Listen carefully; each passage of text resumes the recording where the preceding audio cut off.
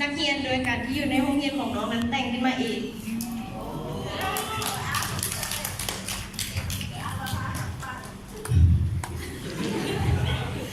เรียกหัวแม่ค่อยอ่านเพลงนี้แต่งขึ้นมาเพื่อครูผู้สิทธิ์สอนเฮาให้เป็นคนดี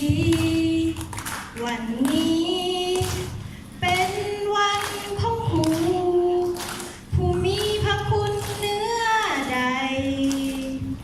ในพื้นแผ่นดินนี้เลยแต่งเพลง